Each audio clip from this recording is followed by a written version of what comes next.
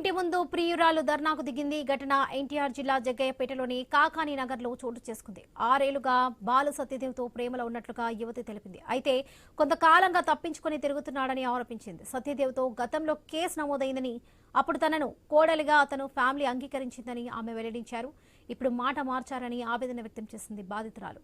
తనను వదిలించుకునే ప్రయత్నం చేస్తున్నారని ఆరోపించారు. అధికారులు స్పందించినా న్యాయం చేయాలని డిమాండ్ చేస్తున్నారు.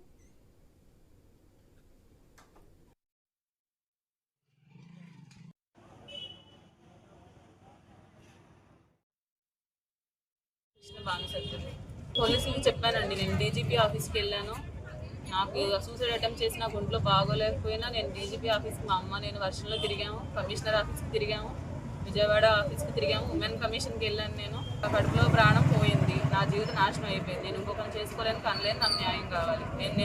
నేనే చచ్చిపోయి నా కుటుంబమే నాశనం అయిపోకూడదు కదా. నేను నా 12 ఏళ్ళు 2012 నుంచి పరిచయం ఐటీలో కలిసి చదువుతాను.